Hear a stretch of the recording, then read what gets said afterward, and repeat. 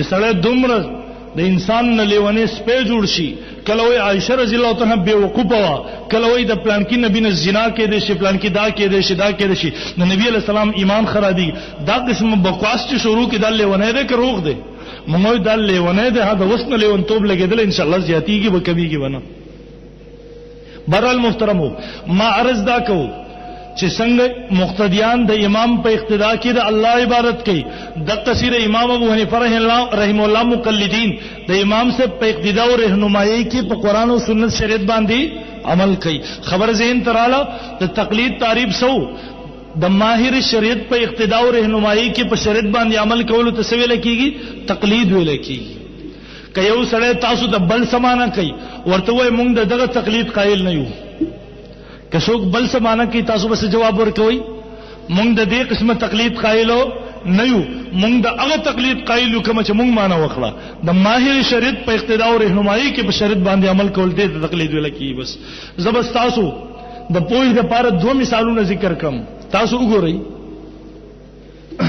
نن په قرآن او سنت باندې د عمل کولو لپاره درې طریقې دي. یو انسان مجتهد نه دی، یو انسان ډاکټر نه دی، د اصول طب په کتاب باندې عمل کولو د لپاره درې طریقې دي. دغه رنګ یو انسان د مجتهد نه دی، د فقيه نه دی، د تر اجتهاد صلاحیت پکې نشته، د در لپاره په قرآن سنت باندې عمل کولو څو طریقې دي؟ څو طریقې دي جی؟ ستړي خو نه شوي جی؟ به جواب ولې نه راکوي یار؟ زمونږ مری دردم کوي خوږېږم مسلسل لګیاو، کله درسونه دي کله بیانونه دي، نو چې مونږ لګیاو بیا تاسو ولې جواب نه راکوي؟ که تاسو نه وایي بیا به زم نه وایم. زمونږ طریقه او عادت همدار مونږ درس کوو، نو که تاسو جواب نه راکوي بیا مونږ دا ګڼو چې یاره پس خبره باندې نه پوهېږي. که تاسو په خبره پوهېږي بیا به زمانه خبرې جواب راکوي انشاءالله. قرآن سنت باندې عمل کولو څو طریقې دي؟ درې طریقې دي.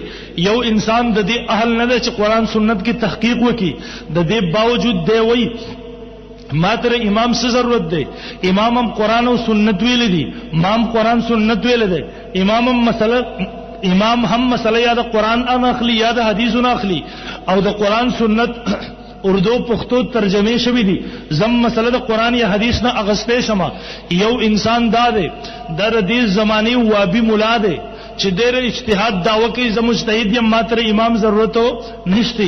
دویم محترمو یو سړی هغه دی چې د خپل د اردو پښتو په ترجمه هم نه پوهیږي، ډېر خپل کلی مولوي صاحب لراغه، ډېر خپل کلی د استاد سکول ماستر صاحب لراغه، هغه ته یې اردو یا پښتو کتاب باندې پوهیږي، دا ورته ها ها پوهیږم په دا ورته وای دا کتاب لګ واخلا، دا قرآن پښتو اردو ترجمه ده، دا بخاری شریف اردو پښتو ترجمه ده. لګ دی کې وګوره مسله معلومه کا، هغه مسله ما ته وخی چې په عمل وکما.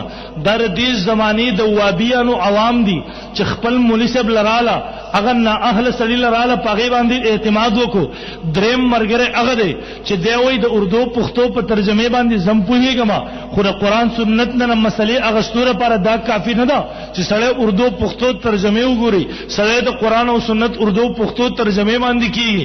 ها زه په اردو پښتو ترجمه پوهیږم، خو زه په دې باب کې اعتماد کوم پاغه انسان باندې چې هغه دې باب ته دې فن ماهر دی، هغه ته ویل کېږي فقيه، هغه ته ویل کېږي امام او مجتهد. دا درې کسان شو. لږ تاسو مثال راشي. یو انسان دې وړون دې پسترګو باندې نابینا دی، ستاسو ر شمشتونه دې په خبر ته تلل غواړي.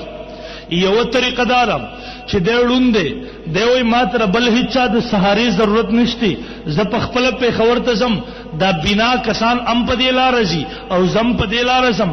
دا کم خلق چې لیدل کې دا خو خدای نه دی، نو ورته الله تعالی طرف نه وਹੀ راځي، دیوم په دې لار رزي زم په دې لار زم، ما تر بل چا د سهاري ضرورت نشتی. دویم یو سړی په خپل وړون دی، وړون له لاس ورکو ورته وي زما سره د په خبره پورې لګ لاړ شه. یو نابینا وړون سړی وړون له لاس ورکو ورته وي ما سره د په خبره پورې لاړ شستا په ساری سره په خبر ته تګواړم. یو انسان هغه دی چې د خپل وړون دی، د معذور دی، خو یو بنا سړی له لاس ورکو، یو دسی سړی له لاس ورکو چې هغه په سترګو باندې لیدل کوي، هغه ته یاره زما سره د په خبره پورې لاړ شسه په خبر ته تګواړم. لګ تاسو په انصاف سره وایي یو وړون چې په خپل روان شوی دی، بل وړون چې وړون له لاس ورکړی دی روان دی، دا دوه کسان په منزل مقصود ته ورسیږي؟ وبرسیږي.